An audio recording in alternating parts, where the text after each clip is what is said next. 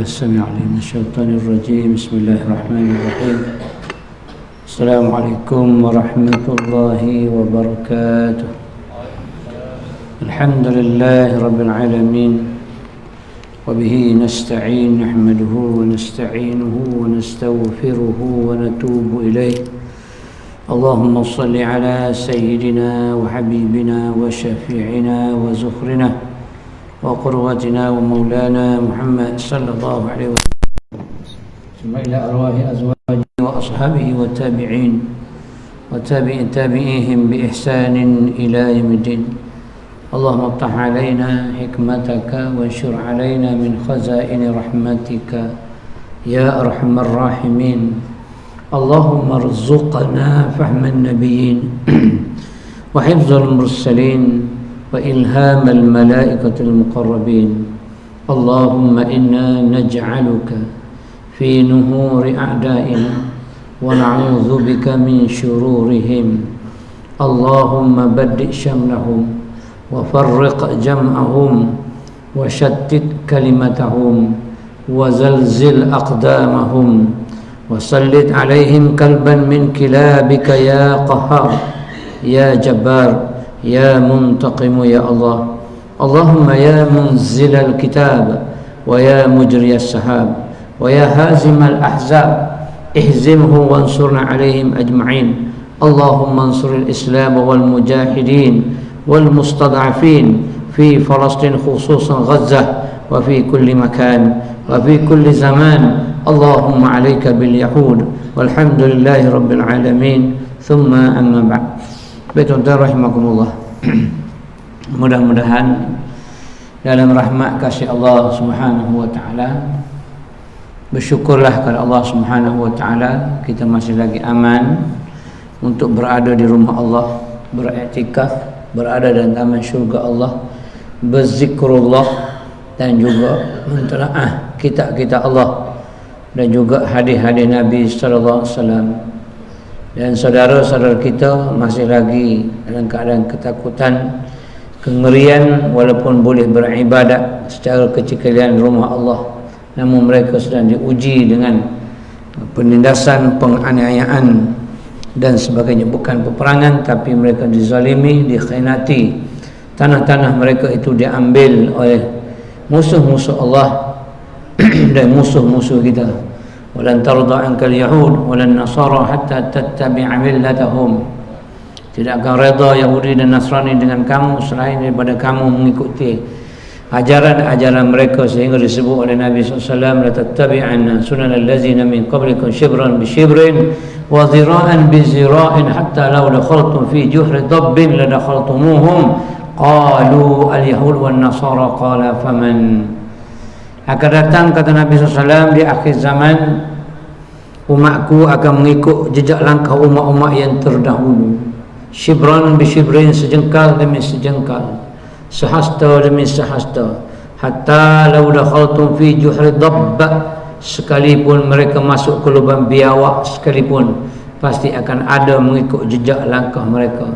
Bertanya para sahabat ridwanullah al-mu'ajibin, al-yahud wal nasara ya Rasulullah, Yahudi dan Nasrani ya Rasulullah. Qala faman, siapa lagi kalau tidak mereka?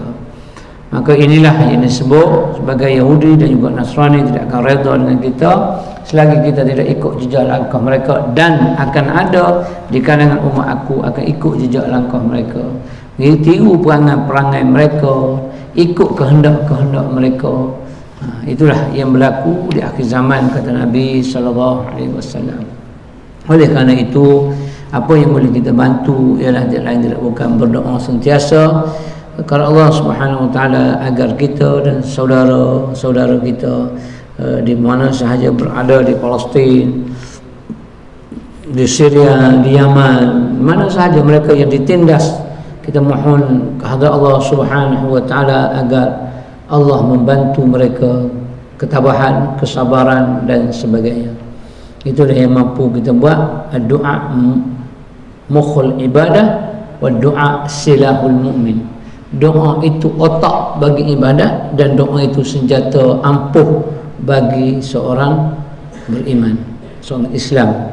Dan disebut oleh Nabi SAW, Al-muslim akhuhul muslim. Seorang muslim saudaranya ialah muslim juga. Itu saudara dia. Jadi kalau itulah saudara kita, maka sentiasalah berdoa agar mereka diberi ketabahan, ketenangan, keselamatan, perlindungan oleh Allah Subhanahu wa taala. Baik. Qala al-musannif rahimahullahu taala wa nafa'ana wa iyyahu bi ulumihi fid dharain. Thumma amin. Bidayatul hidayah Imam Ghazali rahimahullah dalam membicarakan mengenai ceraian yang ketiga, adab dengan orang yang kita kenali. Tak, bukan. Yang lepas iaitu orang yang kita kenali bukan sahabat. Yang lepas kita sebut itu ada 23, itu ialah sahabat-sahabat yang kita selalu dengan dia. Yang ni pula yang kita kenali, bukan qarib. Kita kenal dia, mungkin kita kenal kedai kopi, mungkin kita kenal tepi jalan, mungkin kita kenal sambil-sambil jogging atas taman Saujana tu, jumpa dengan dia, say hi hi bye bye. Itu mungkin gitu je. Jadi apa kita buat dengan dia? Maka hendaklah engkau berhati-hati daripada mereka, kerana engkau tidak menemui kejahatan kecuali daripada orang yang sudah engkau kenali. Maknanya kalau dia baru kenal tu kena berhati-hati. Tak boleh terus bawa balik ke rumah dan sebagainya. Kalau ikut petua orang dulu-dulu, banyak petua nak berkawan dengan orang ni. Dia tengok, tengok kalau berjalan rencok anjing tu tak lewat kawan. Tahu jalan rencok anjing? Anjing ke? Tu anjing punya perjalanan. Lepas ni pakat berjalan luar tu, kita pakat tengok. Dia ejah lah dah. Ejah lah. Orang tua-tua dulu kan, dia kalau nak tengok anak gadis untuk dijadikan isteri, menantu dia akan suruh keluarkan air dan suruh berjalan masuk bilik semula kan. Keluar air masuk bilik. Masuk bilik dia pun tengok tumit kaki. Dia bukan tengok kepok, berjalan kepok tak. Masa tu ejah tapak ni jalan so, macam Pragawati seliang kepok. Padahal sebenarnya gini jalan. Macam ketan, tak ada kaki. Tapi oleh kerana orang tua nak tengok, dia pun jalan kepot. Kedek. Padahal orang tua pun tengok tu, tengok tumit tu. Kalau anak gadis tumit merekah, pemalai. Nah, malah sungguh. Tumit kaki pun tak boleh nak ejah bagi elok tu anak dara. Benda tu malah. Padahal mandi-mandi tu, tumit tu gosok di lantai yang siming tu, ataupun ambil batu, baru nampak kemas dia dah. Tumit merekah. Bila tumit merekah tidur dalam kelambu, habis berbulu kelambu, tak ada seminggu kena beli layan. Tu pemalai. Jadi orang tua dulu, mu tengok kening macam ni, mu tengok misai, mu tengok telinga, mu tengok rambut cering kerinting macam ni, banyak petua. Iaitu boleh sampai benda rumah, boleh sampai kat ruang tamu, boleh sampai ke dapur. Dia punya buat petua, bukan fatwa, petua. Sebab apa panggil petua? Sebab dia buat oleh orang tua-tua. Kalau muda, pemuda. Orang muda mana buat petua? Dia pemuda, orang tua buat petua. Sebab ia lama dah hidup, dia makan garam lebih awal daripada kita. Tapi banyak betul jugalah. Pedoman dan panduan dia tu banyak betul. Saya dah sebut kan, belah kelapa, buah betik, buah mangga, tengok macam mana. Nak tengok dia tu kawan memang betul-betul ataupun tidak. Sebab tu kalau yang baru kenal ni, naklah berhati-hati. Kata ini tak tutup urusan ni, Imam Ghazali tutup urusan bos, bukan Cik Lee kampung kita ni, Imam Ghazali. Jadi hati-hati dia tu. Lain halnya dengan sahabat qarib, maka ia sangat menolong sahabat yang sebelum ni lah, yang kita sebut lah. Lain pula halnya dengan orang yang engkau tidak kenali, maka jangan engkau campuri segala urusan mereka. Jangan duk nyibuk sangat lah, bersetakat kena macam tu. Takut nanti dia mungkin dia cari jalan untuk khianat dan sebagainya. Skemo tu lah, macam skemo tu lah. Yang ni tidak betul skemo sebab orang dulu. Orang sekarang ni skemo. Scammer paling teruk sekarang ni WhatsApp. Oh, bahaya. Dulu Telegram mudah dia masuk, tak kenal siapa pun. Ini melalui WhatsApp. Kita tengok WhatsApp member kita, nombor member kita, orang itu. Oh, minta tolonglah sahabat, aku sekarang berada di hospital, perlukan bil bayaran 2,000. Kita tanya hospital mana? Senyap.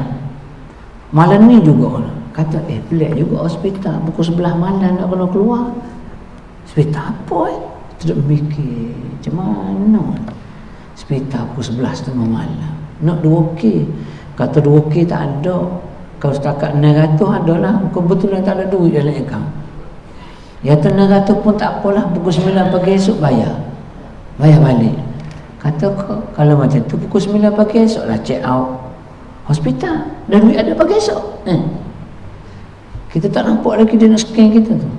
Lama kita kata, ginilah bang tuan, nampak dia kita kenal. Tuan WC kat saya kejap. Kita WC, tak nak WC, dia pun hantar gambar di hospital. Gambar di hospital terletak, ada masuk air. Muka sama dengan member aku, tapi pukul 11 tengah malam nak 2,000, tak ada 2,900 pun tak apa. Lain macam. Tanya orang lain tak jawab, tanya orang lain jawab. Tak apalah, kita tunggu esok lah kata. Kalau tak bayar lagi ke hospital, bukan hospital bunuh lah, tak kan. Kita mikir gitu. Jadi kita pun tak lagi. Pagi esok, subuh pagi esok, berderu masuk WhatsApp. Jangan layan nombor tuan sekian-sekian telah dihack oleh somebody yang menuntut duit. Dan bila dicek telah lepas masuk akaun orang itu 8,000 dah. Start pada 11 tengah malam sampai pagi besok dah 8,000 dia dapat. Boleh kesan. Dapatlah kau orang dekat scammer dapat 8,000. Baru satu nombor. Jadi sekarang ni kalau nampak nombor, memang nombor yang kita kenal, mungkin jangan percaya dulu. Jangan percaya dulu. Terutama sekali orang perempuan. Ini dia minta duit. Sikit lagi dia akan buat benda lain. Dia kata menggunakan nombor suami dia. Okey kak, sebenarnya suami kak ni lah nombor saya jumpa di Kemalangan Jalan Raya, dia sekian. Dia hantar saya tu ambil akak untuk pergi sini. Kak hantar lokasi. Saat dia kita pun hantar lokasi, terkejut tu lagi masuk hospital. Pun ni naik kereta, selesai masalah. Qalu inna lillah. Jangan percaya. Dia akan buat sikit-sikit ni. Penjahat dia akan cari, dia cerdik. Dia cari ruang, tengok tu. Dulu Telegram saya dah kena tapi tak ada keluar duit. Tapi dia report, dia kata saya langgar lari. Langgar telah membunuh budak sekolah di Alustar. Tarikh sekian. Kita pun cepat tarikh, jangan tarikh. Tarikh ni aku baca doa dengan tuanku. Maksudnya tuanku di PICC. Saya tak pergi. Magistrate telefon tu. Saya tak pergi, kata saya ada sini. Tak, mungkin tuan tak pergi, tapi kereta tuan dia guna pakai. Betul juga. Nombor kenderaan betul. Tuan cuba semak nombor IC tuan, kita pun baca. Kita pun bodoh juga, pada tahu. Kita baca nombor IC. Betul dia. Okey. Kalau macam tu tuan kena datang ke Magistrate Alustar besok. Tak boleh, saya duduk Putrajaya. Kalau tak boleh, tuan kena bercakap dengan saya pun Sarjan IPD Alustar, Sarjan Ali.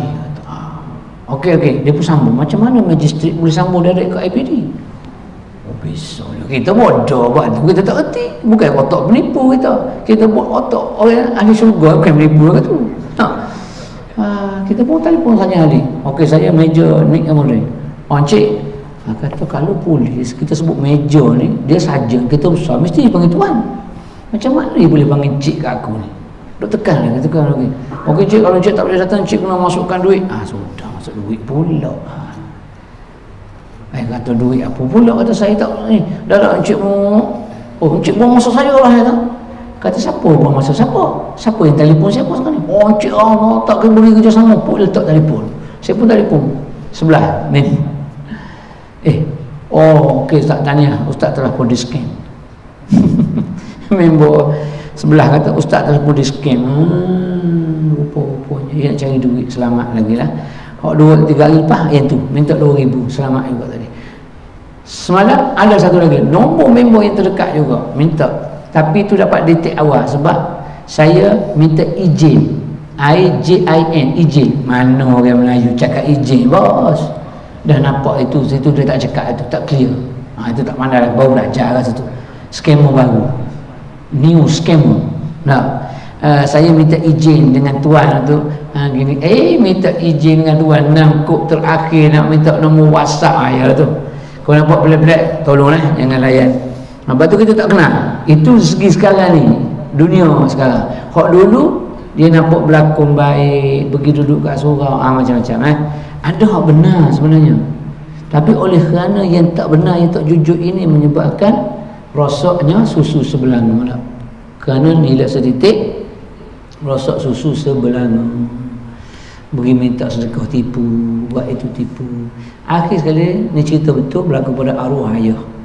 Arwah ayah dia duduk di Kota Baru, naik bah di Kota Baru.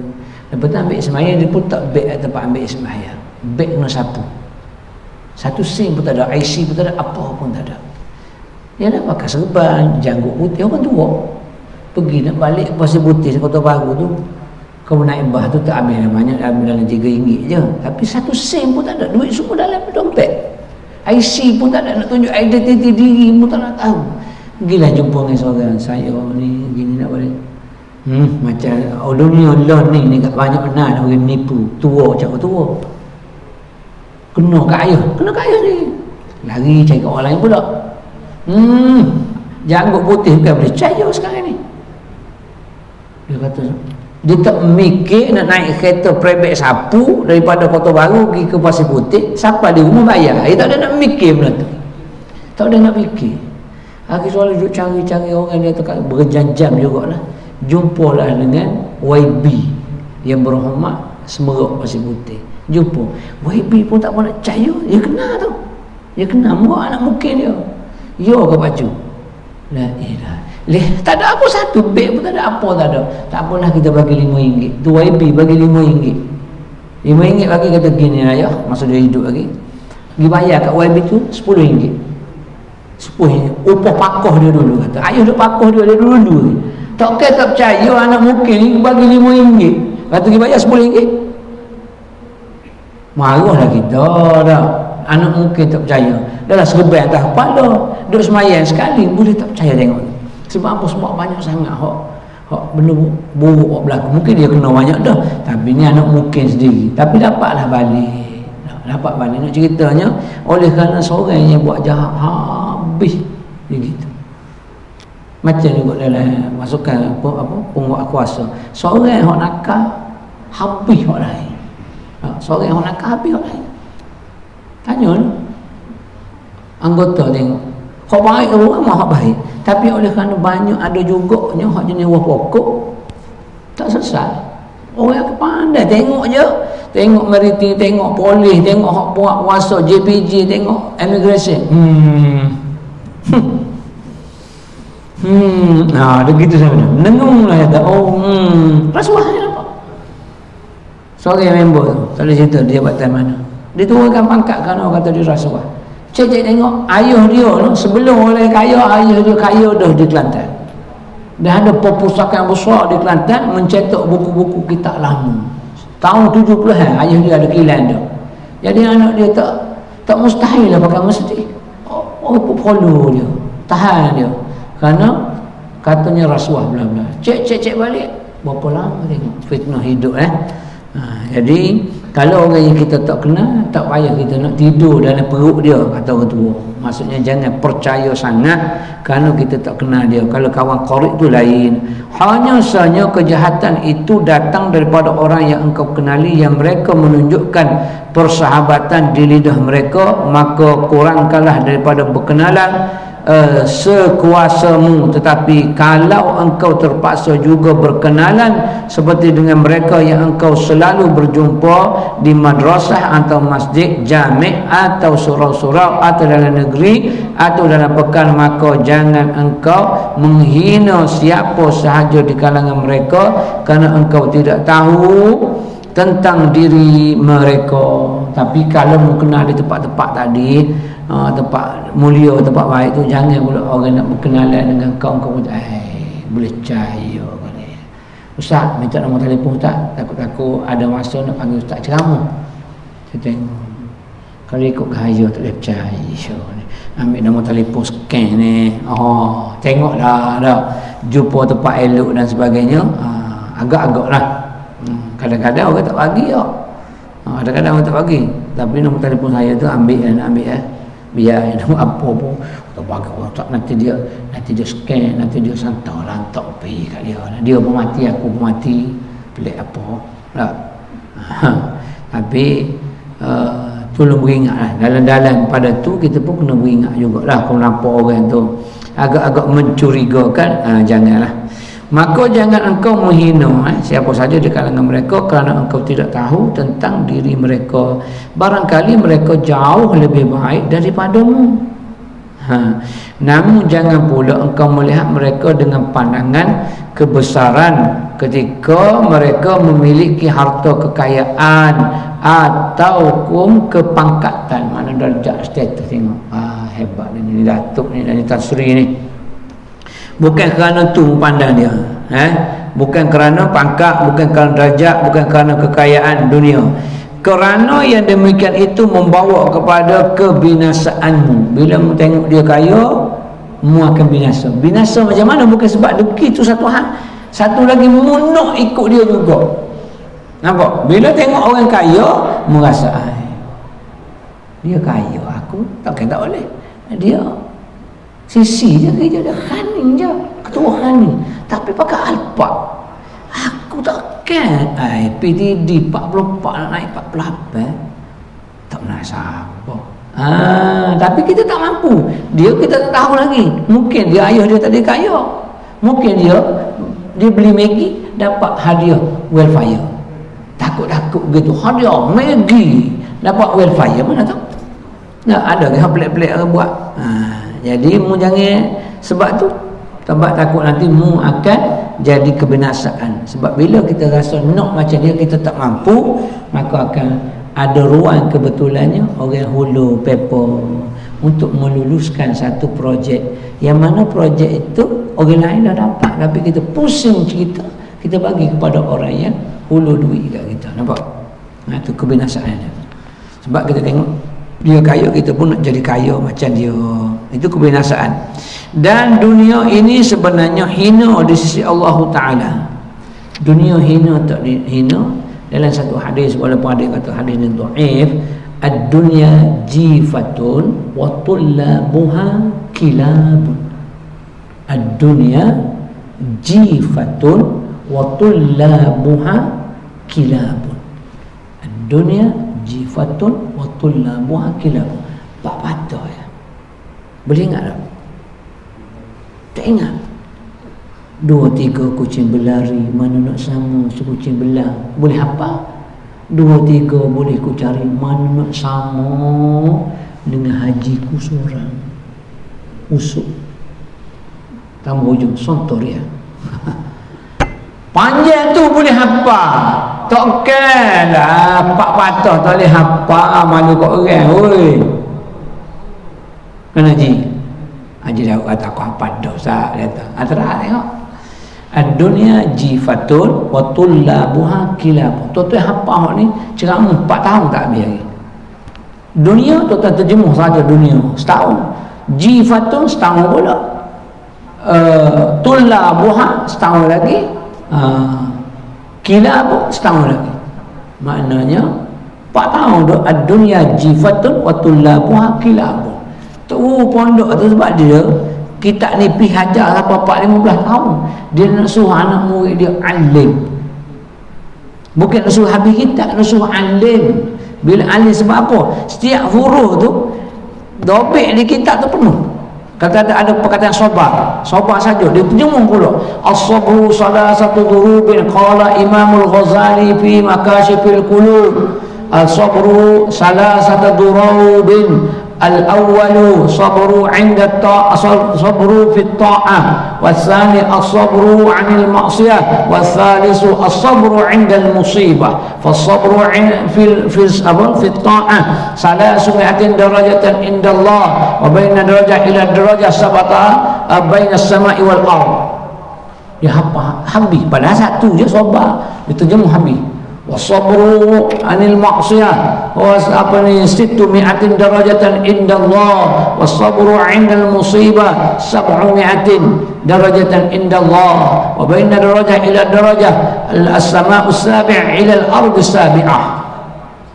Itu jemu kita pun suti semalam waktu saja sobat saja satu malam. Waduh, kita kata rupa-rupanya ni hasil dia saya sambung itu baru sebagai ya kita panjang dia ustaz ni kata bukan, tapi ada satu cerita dah kot. Hak dulu hak saya cerita hak tunjuk jam kan, hak terbaru ni siap bagi tahu ustaz pukul berapa ustaz datang ni, kami bayar ustaz tau.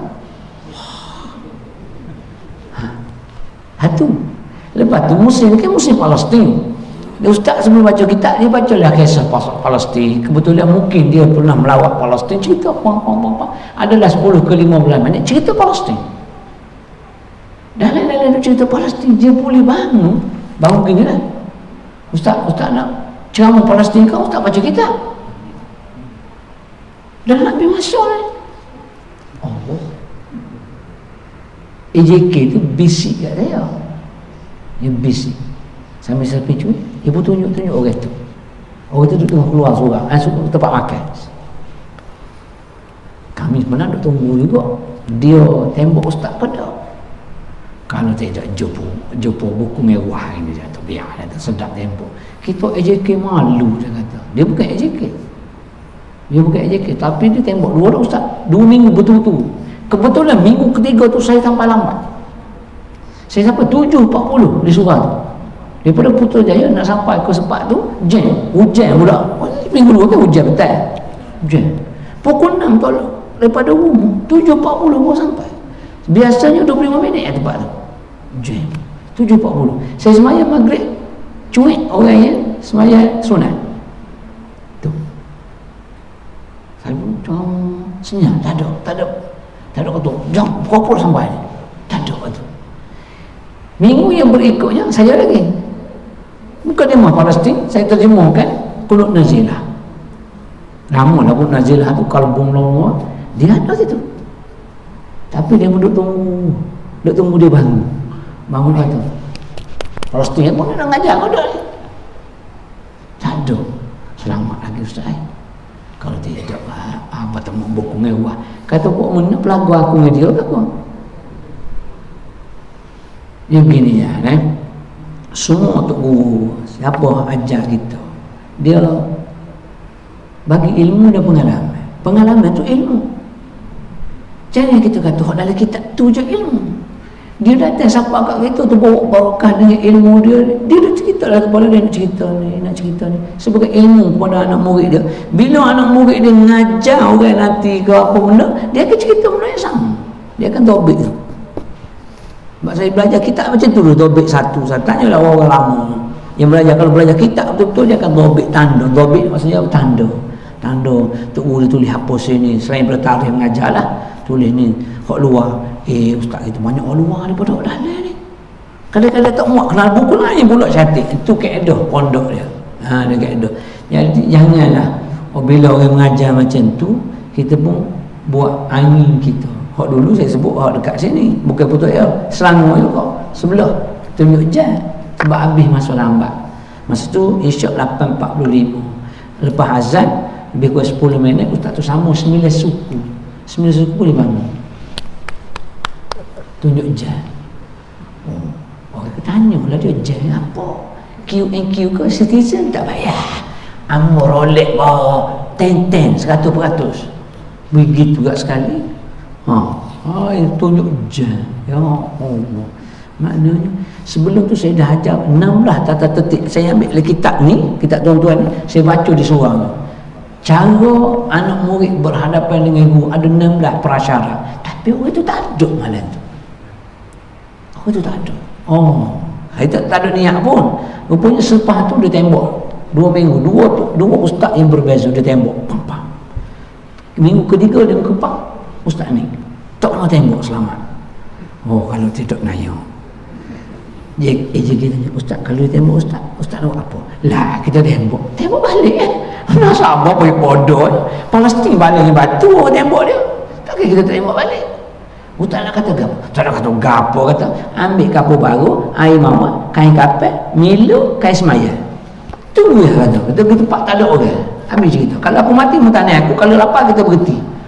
Ai nak kira nyawa dia, nyawa kita. Awak gedebek dia. Silau dia.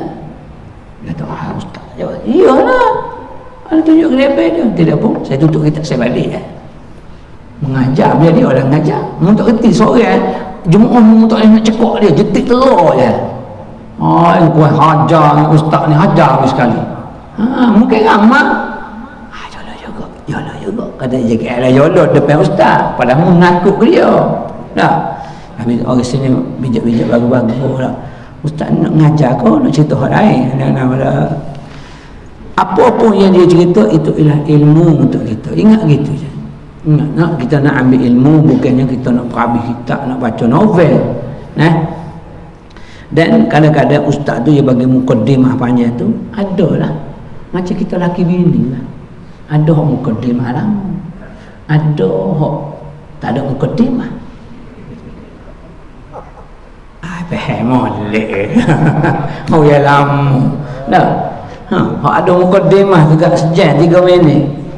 3 minit ya prosesnya sejak itu, butai baju, kasut lah, macam-macam yang faham tak faham diam. Haji Yusuf faham molek clear ayah anda kau. Gitulah, jangan duk marah dia, ilmu belaka tu semua ilmu sikit lagi. Oleh kerana itu untuk suruh hafal tak ni? Dia tengok ad-dunya jifatun wa tullabuha kilabun. Asyubah ad-dunya jifatun wa tullabuha kilabun. Ad-dunya jifatun wa tullabuha kilabun. Dunia seumpama bangkai, jifah bangkai, wa tullabuha yang mencarinya, yang mencari bangkai itu ialah anjing. Perumpamaan yang cukup dalam. Dunia seumpama bangkai, yang mencari bangkai ialah anjing. Maknanya kalau kita cinta dunia, lah, maksudnya kita cinta bangkai, umpama anjing. Dalam doa Qunut Nazilah pun ada anjing. Tak ada babi kan? Anjing. Sini pun anjing. Yang suka kepada bangkai ni ialah anjing. Maksudnya kalau manusia ni gila kepada dunia, dia seumpama anjing. Dia kejar dunia, tinggal benda-benda yang wajib dia buat. Ingat tu. Dunia jifatu wa tullabuha kilabu. Dunia seumpama bangkai, yang menyukai bangkai ialah anjing. Gitu. Ingat gitu boleh nak dapat yang tu malam ni padan dah tu. Kemah tu kemah.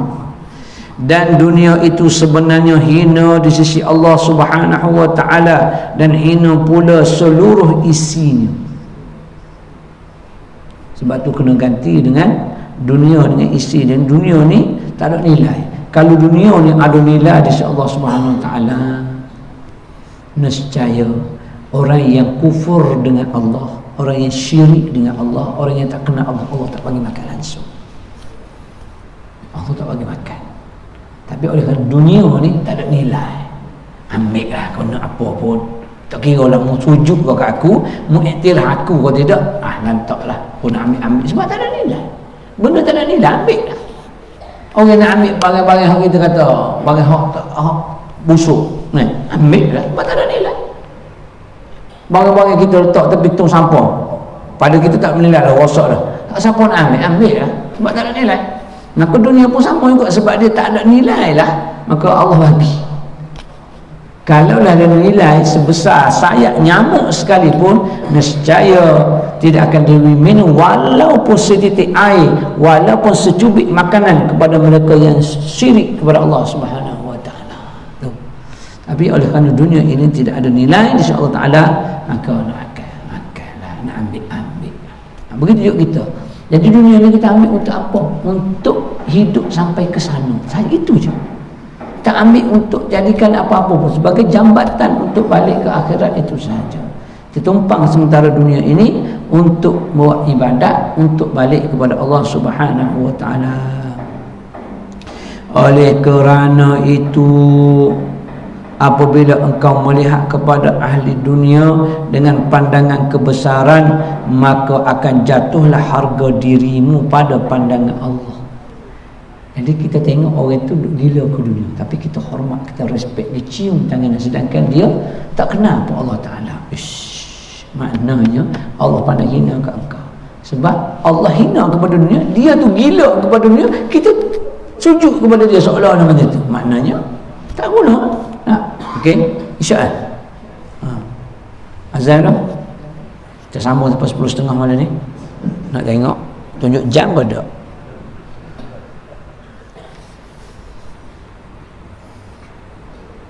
Oleh kerana itu, apabila engkau melihat kepada ahli dunia dengan pandangan kebesaran, maka akan jatuhlah harga dirimu pada pandangan Allah Ta'ala. Sebab Allah hina dia, tiba-tiba kita muliakan dia. Sebalik. Bukan kita suka kata orang mulia, no, bukan. Tapi kita tidak membesarkan dia kerana takut akan kuasa dia. Gitu. Itu maksud dia. Dan jangan engkau mengorbankan akan agamamu kerana hendak mendapatkan sedikit daripada harta mereka. Sanggup jual agama sebab nak dapatkan harta dia. Pada kaya ni, jutawan dan sebagainya, maka kita terpaksa jual agama, jual maruah kita kerana nak dapatkan harta. Jual agama, sanggup rasuah, sanggup seleweng kuasa, sanggup kerana apa? Kerana dapat menjatuhkan maruah. Sebab seorang yang pemberi dan penerima rasuah adalah orang yang tidak ada moral, jatuhkan diri sendiri, munak sesuatu, terpaksa korbankan sesuatu. Sebab apa? Sebab bila seorang itu rasuah, seorang A yang perlu, yang dapat sepatutnya, tapi B oleh kerana dengan tangan aku B yang dapat, sedangkan sepatutnya A yang memang dapat. Bila A dapat, dalam A itu dia ada anak, isteri, ada pekerja. Dia telah janji dengan pekerja, kalau aku dapat ni 20K, 20J projek ni, aku akan pilih staf yang terbaik, 5 orang akan pergi buat umrah, contoh. Tapi oleh kerana B ini datang melalui jalan yang salah. Kalau jalan betul tak apa. Ini jalan yang salah, sepatutnya dia dapat.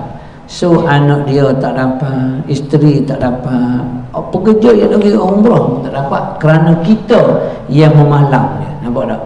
Itu moral dia. Jangan sesekali, jangan sebab ini menjatuhkan moral dan juga muru'ah.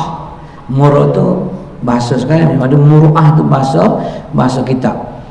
Dan kerana hendak mendapatkan sedikit daripada harta mereka ahli dunia, maka sesiapa yang berbuat demikian, ia akan dipandang rendah pula oleh mereka. Dia kata, alah, budak tu, budak kawan tu ayam,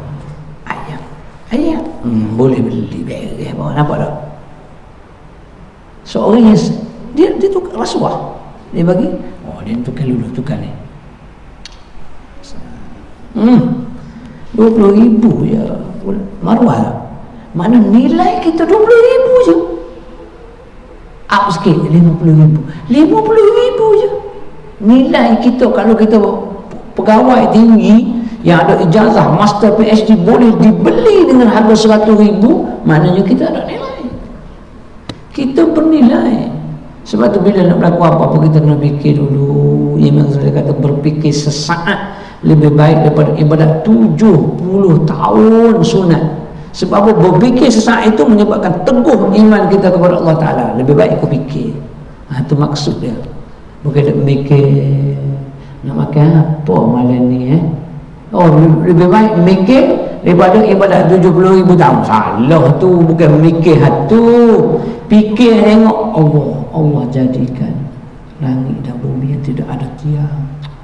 Macam mana Allah uruskan, hebat Allah. Itu fikir tu. Bukan fikir besok kalau awam boleh makan nasi belau kedai mau buka tu sedap tu.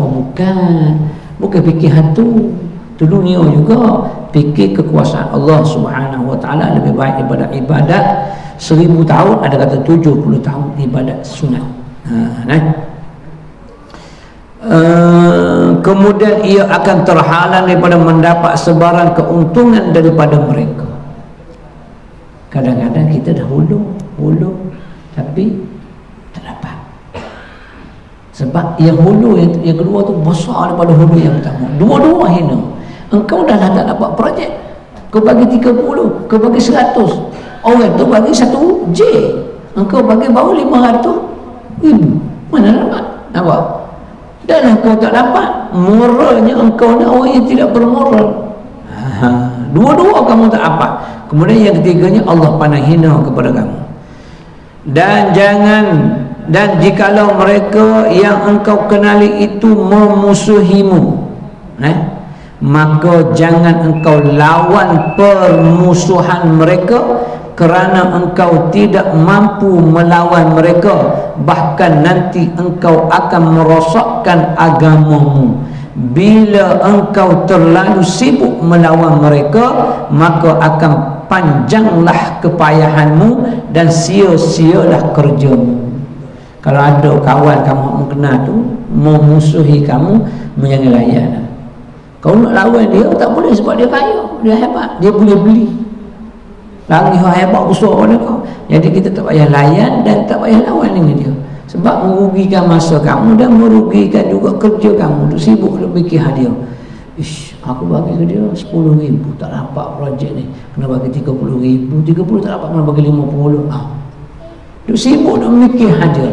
Buat kerja betul lillahi ta'ala, Allah yang akan merubah segala-galanya. Kena berfikir macam tu. Sebab kalau kita fikir dunia macam tu, menyebabkan kita lalai dengan urusan akhirat, kerana kita takut kita tak dapat projek dan sebagainya. Ni balik semula kepada Allah Subhanahu wa ta'ala. Dan kalau orang berkasar dengan kita lembut dengan dia akan kalah. Kalau kita kasar juga dengan dia, belum tentu kita menang, sebab dia kuat. Maka bila orang kuat nak pukul kita jangan lawan. Kita lembutkan diri kita. Mungkin dia tumbuk ke depan, kita tumbuk ke belakang. Macam Ahmad Nasir, orang tumbuk dia, buat lembek pinggan, tak kena. Ataupun dia tarik kita buat lembek, peluk jatuh, menerak atas dia. Kalau kita lawan, dia kuat. Itu cara teknik dia. Orang tumbuk kita elok, tak kena juga, lembut je. Orang tekan kita pun pelembut tubuh kita. Orang tarik kita pelembut atas dia, kena juga dia. Masa nak jatuh tu, siku di ulu hati, siku di batu, selesai masalah. Iya, percaya je kat tak percaya. Ni, tu kaedah dia. Mana kalau orang berkasar musuh kita, jangan kita musuh dia. Guna dengan cara halus, dia kata sini.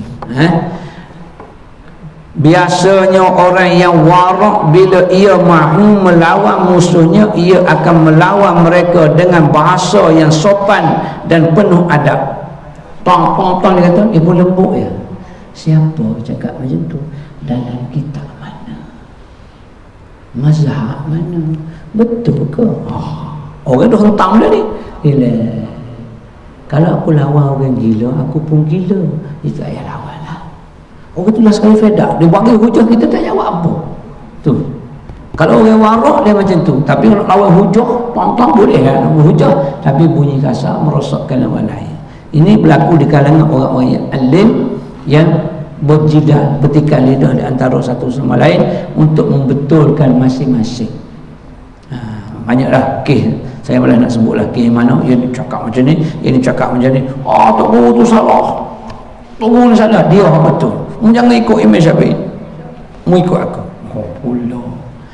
Jadi kalau dia warak, kalau Imam Syafi'i ada sekarang, Imam Syafi'i tak akan jawab macam tu. Imam Syafi'i kerila dalil mana? Imam Syafi'i, Imam Hanafi, bak ambil ismayang, saya sebut dah, bak ambil ismayang. Orang ni kata batal, sentuh dengan bini, orang ni kata tak batal.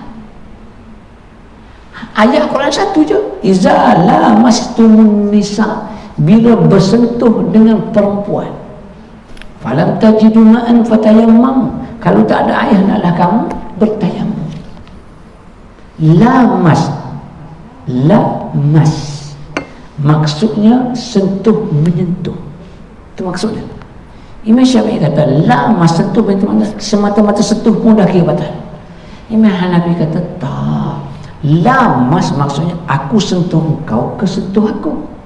Bila ada sentuh menyentuh, ada kontak mengontak, akan tersyahwat. Bila ada syahwat, keluar air mazi. Bila keluar air mazi, batallah air sembahyang, kata Imam Hanafi. Kalau tak keluar air mazi, tak batal air sembahyang. Semata-mata sentuh. Itu ayat la mastumun nisa. Itu dua tu. Tapi tak ada lah. Tak ada. Iza sahhal hadis bahawa mazhabi. Kalau sahlah hadis itu, sahih hadis itu, maka dia mazhab aku, kata Imam Syafi'i. Imam Hanafi kata sama. Kalau sahih hadis itu, dia mazhab aku juga. Cuma kita berbahas dari segi bahasa. Lamas maksud sentuh, menyentuh. Bila sentuh menyentuh, terangsang. Imam Syafi'i kata sentuh saja dah batal, cukup. Datang pula hadis Nabi. Qubbulan Nabi sallallahu alaihi wasallam Aisyah summa kharaja ila as-salah wa lam yatawadda. Nabi mencium Aisyah lalu keluar pergi sembahyang tanpa berwudu. Imam Syafi'i kata memang betul lah hadis itu sahih. Tapi dia cium atas khimar. Khimar maksudnya penutup muka. Kalau ni hijab, khimar tutup habis. Tutup habis. Hijab sekali. Jadi Nabi kucuk atas dahi, ada khimar, ada alas. Sebab tu Nabi pergi sembahyang tak ambil sembahyang. Imam Hanafi kata, kau tak tengok. Mana aku tengok? Dia kucuk mesti atas dahi. Ya betul kucuk atas dahi, bukan beromai kucuk. Tapi kucuk dia tak ada khimar, dia kata. Imam Syafi'i kata, mana tahu tak ada khimar? Biasanya kalau duduk dalam rumah, orang tak pakai penutup muka. Dia bahas tu. Ulama bahas. Ulama ni mujtahid, kedua-duanya boleh pakai. Tapi dia guna bahasa masing-masing. Kalau macam tu lah, kita masing-masing berijtihad mengeluarkan hukum bahawa bersentuh dengan perempuan batal, kata Imam Syafi'i. Bagi Imam Hanafi batal sehingga keluar air mazi. Kalau tak keluar air mazi, tak batal. Imam Malik kata sentuh tak batal, tapi bila terangsang batal walaupun tak keluar air mazi. Semua bahas. Tapi dia tak ada balah, dia kata. Dia tak ada balah, tapi dia dengan damai, harmoni. Kalau macam tu, kita berijtihad masing-masing. Tak apalah, mereka boleh berijtihad. Dia mampu sebab dia ada ilmu. Bagi orang sekarang, dia tak mampu untuk berijtihad. Syekh Yusuf Al-Qardawi pun tak berijtihad. Namanya mujaddid, pembaharuan di zaman ni je. Dia bukan ahli ijtihad. Ijtihadnya kena cukup ilmu dia. Dia ada 15 ke 16 ilmu alat untuk memahami satu nas daripada Al-Quran ataupun hadis. Barulah boleh keluarkan satu-satu hukum melalui ijtihad. Pintu ijtihad tak pernah tertutup, tetapi tak mampu untuk berijtihad. Itu saja. Kalau dah Syekh Qardawi pun tak mampu nak berijtihad, apatah lagi kita ni yang tak mampu ni, maka ikut sahaja ahli ijtihad yang 4 mazhab itu. Nak ikut. Bukan kita fanatik kepada Imam Syafi'i, tak. Kerana masyhur di tempat kita Imam Syafi'i, itu saja. Kalau kita kata masyhur tempat kita Hanafi lah. Kita tak boleh nak campur aduk tom yam dengan sup ekor. Jadi tungkol. Oh, tak buat kerja. Mana satu bab itu Syafi'i, satu bab ini campur. No. Kecuali hal-hal yang tertentu sahaja supaya tidak menimbulkan fitnah, seperti bersentuh ketika bertawaf dan juga sa'i sekejap itu sahaja, dan juga ketika mana bayar fitrah yang ramai sangat orang, maka kita talfik kepada Imam Maliki yang menggunakan inilah wang bagi menggantikan beras fitrah mazhab Syafi'i sebanyak RM79 yang wajib atas diriku dan tanggunganku pada tahun ini kerana Allah Ta'ala. Bukan Imam Syafi'i itu. Imam Syafi'i beras tadi itu. Inilah wang Maliki bagi menggantikan beras fitrah Syafi'i. Yang ni tak timbul fitnah sebab kerajaan telah umum. Kalau kerajaan tak umum, dia ada fitnah. Sebab apa? Sebab ada yang tahu, ada yang tak tahu. Bila kerajaan dah declare, maka tak timbul fitnah. Sebab tu 4 mazhab boleh pakai. depan tu Maliki, berah tu Syafi'i. Jadi boleh, Pak mazhab boleh. Selain daripada tu tak pandai-pandai lah, iaitu hanya pandangan-pandangan Daud Zahiri, pandangan apa Muhammad Al-Wahhab, sebut Wahhab bahaya maksudnya. Muhammad Al-Wahabi tu nama Wahabi, mazhab Wahabi, bukan mazhab dia, pandangan Wahabi. Pada Syi'i, Khawarij dan sebagainya. Sebab Pak Wahab sekarang ni timbul isu pula lah Jadi orang nama Wahab ni secara dua ni mahal. Jumpa Al-Wahab, Al-Wahib, Al-Wahab, gemudah piramid sebut sekarang timbul balik. Tu orang ni seorang aja. Wallahualam, saya pun tak tahu orang sebut Wahab. Wahab saya sebut Wahab, apa benda saya tak tahu. Biar pergi kat dia lah. Wallahualam, tu di situ. InsyaAllah mudah-mudahan sedikit sebanyak berkuasa ilmu pada malam ini bermanfaat kepada diri saya dan tuan-tuan sekalian. Wallahu a'lam. Aqulu qawli hadza wa astaghfirullah azza wa jalla. Assalamualaikum warahmatullahi wabarakatuh.